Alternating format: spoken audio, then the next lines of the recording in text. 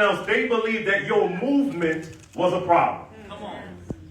In this city of Akron, you honor and show love for King James. I get that. I understand that. But I want to stay with you for a second. Every time we move, it's a problem. Yeah, see. We walk, they shoot. We drive, they shoot. Yep. We run, they shoot. Yep.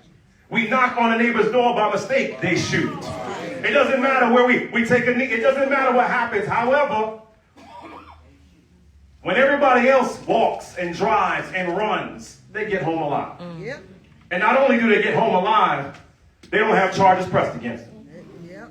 Help me to understand why when we move, there's a problem. Well, our responsibility for everyone in this room is to remind them that the movement will not stop today. That's right.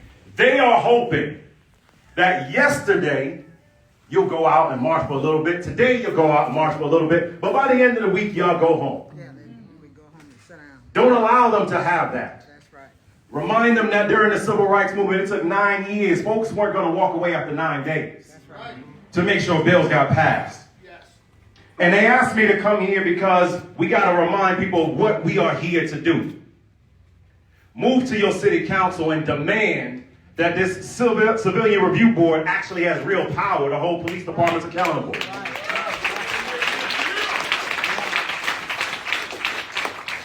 Because as someone who has endured police brutality twice in my life, including once as an elected official in New York, and the only reason they let go of me is because another cop said, get off of him, he's the assemblyman. And I had to remind them that my name and my title should not lead to justice that someone else should not have. It was because of the civilian complaint review board that we have that demanded something. So move and make sure you make those demands. Move to your state legislators and demand that, you know what? I want to see the transcript of what was actually told to that grand jury.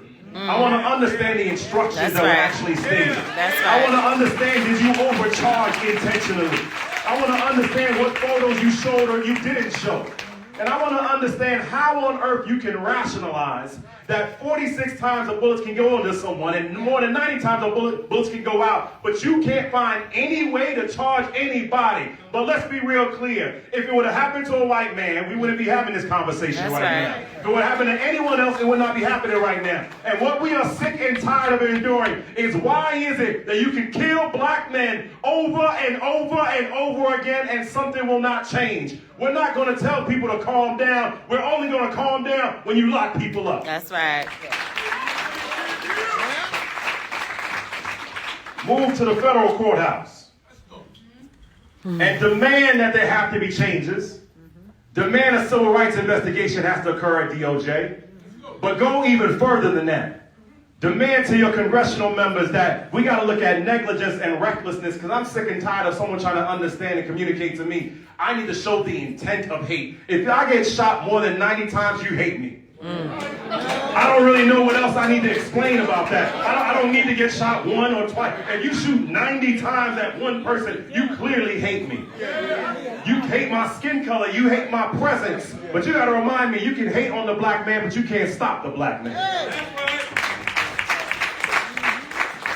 Move to make sure you control what's going on with the finances, because until you go after the pensions and the financial protections of these police departments and these other entities who believe that they can do this and retire and be protected and safe, I promise you, you go after someone's pension, you go after someone's benefits, you go after their insurance, I promise you they'll find another way to stop things. I promise you they won't pick up guns anymore. And they hope that when you do that, things will change. Yes, sir. But remind people that you're going to keep moving. Yes. So walk for Walker. Yes. Drive for Walker. Fly for Walker. Yes. Run for Walker. March for Walker. Pray for Walker. Whatever you got to do, do not stop moving on this chessboard. That's right. And every time you start wondering if I can keep on moving right now, remind them of our beautiful Negro national anthem. Stony the road we trod, bitter the chastening rod, felt in the days we in hope unborn had died. Yet with a steady beat have not our weary feet come to the place for which our Father sighed. See, you can't have victory unless you move. That's right. Today, we march. Tomorrow, you march. The next day, you continue marching until we have freedom.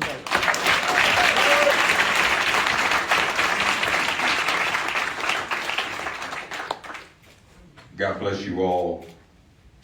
I won't take the time to acknowledge all the incredible speakers we've had. You all heard from them, and we know how we feel about them. I'm here with and for this family, who I've grown to develop a great deal of love and affection for, and empathy. But for the grace of God Yes. goes any one of us. That's right. Would any of us have the strength that Pamela Walker has at this moment? We have to ask ourselves that question. I don't know that I would. Right. And so we come today, just flew in from Nashville, where Okay. we delivered caskets, My Jesus. full-size caskets to the legislature in Nashville with the 2 Justins. And why do we do that? Because gun violence is gun violence is gun violence. Be it what happens at a Sweet 16 party in Alabama, Yeah. be it what happens at a predominantly white school in Nashville, That's right. be it what happens on someone's doorstep when a young man knocks on the door, like Brother Yarl did, or be it gun violence prosecuted by the police themselves. We have a very sick culture Right. of gun violence in this country. I would say very quickly, one, I would ask everyone to do a little bit of homework. Michael alluded to it in the history of the police. We know that the police were the original slave catchers, those who ran after those of us who were enslaved and tried to escape. But where did that come from? Black people, white people, brown people, red people. All people now are dying under this gun culture. That's the one thing we all have in common. Yesterday in Nashville, it was the most diverse group you've ever seen. All of us have this in common Yes. because of the Second Amendment. Yep. And what was the purpose of the Second Amendment? I invite everyone to read the research, the scholarly research of Professor Carl T. Bogus. Feel free to write that down or type it in your phone. Professor Carl T. Bogus, who has written The Hidden History of the Second Amendment. And he researched the debates, the oral arguments for the right to keep and bear arms. Patrick Henry was the ringleader. Give me liberty or give me death. That's right. He's known for that, but what he's not known for is this myth that people wanted to keep right to keep and bear arms for their own protection in the home. No, there wasn't that much crime back then. That wasn't the issue. They wanted the right to keep and bear arms so that they could have individual battles against the British. That wasn't the issue either. The federal government was making the case that it could press into service anyone and anyone's arms to defend America from further colonization. But what Patrick Henry and others argued, he said, no. We just heard what happened in South Carolina in Stono, the Stono Rebellion, where the enslaved people overthrew the city and the plantation. He said, we need to keep these guns to prevent these enslaved people from rebelling and insurrecting. That is the real purpose. Therefore, I submit to you, the Second Amendment is obsolete. Now, that's sacrilegious to say that in America because people treat the Second Amendment with more sanctity than they do the Bible. But it serves no purpose. It is obsolete. So we said to some of those white families yesterday, you lost your daughters and sons in that school. Babies. That's right. Because of an amendment that was meant to keep people who looked like me enslaved. See, And they looked and they couldn't believe it. This whole gun culture is unbelievable. Right. It is unbelievable, Uh-huh. incomprehensible that someone could fire 100 shots at someone That's right. and not face a single charge. See? That is why we march today to demand the DOJ get involved. Right. It is unbelievable. But yet this is only The beginning. the third week of Easter. And I've said before as I've heard, Jayland is Jesus.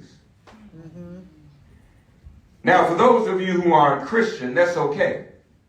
You can't help but know the story because it's everywhere. Everybody knows the story. Yes. So even if you don't believe in the story, you know the story. Even if you believe it's fiction or nonfiction, you know the story.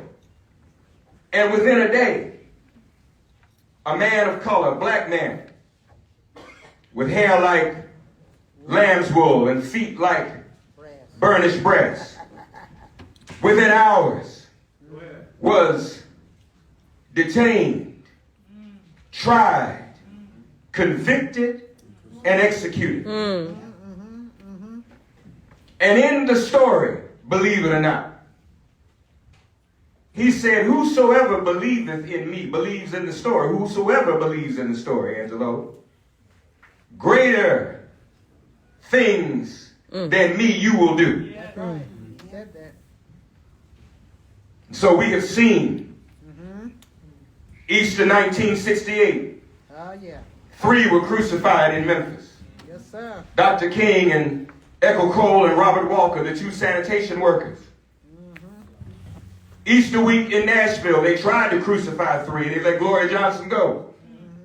But those right-wing evangelicals did not even see the irony. Bible-thumping evangelicals did not even see the irony of trying to convict and try and crucify 3 on the eve of the 3 who were crucified on Good Friday. See? So in this season of Easter, if Trayvon is Jesus, Well, if Breonna is Jesus, if George Floyd is Jesus, if Ahmaud Arbery is Jesus, if Michael Brown is Jesus, the list goes on and on, the endless names. yes, yes, If they are examples of Jesus, so too is Jayland. yes. But oh, if we have examples of the crucifixion, we have examples of salvation and resurrection. And resurrection. That's right. We call Dr. King's name every day because he lives. Yes, sir. The 3 in Nashville were restored to the legislature. When, as we don't believe this grand jury, the disciples first didn't believe Jesus had walked out the tomb. That's right. That's right. So that don't sound right. That's That's unbelievable. Then when he approached them on the Emmaus Road, Yes, sir. he said, I'm Jesus. Disciples didn't believe him. Still didn't believe. Then when he went to the house, Knocked on the door. one of the disciples named Thomas, that's where we get the name Doubting Thomas from. Or Uncle Thomas as in Clarence Thomas. He didn't believe. He didn't believe Jesus. But even after all the disbelief, even after our disbelief of yesterday, a flame still overcame each and every one. A flame to continue the struggle Right. for truth, for justice, for righteousness, for light. Let the flame, let's not be unbelievers. Right. Whatever your faith, let the flame Right. of Jayland Walker's memory, of Jayland Walker's life, of this family's strength, let that flame touch the crown of your head to the soles of your feet.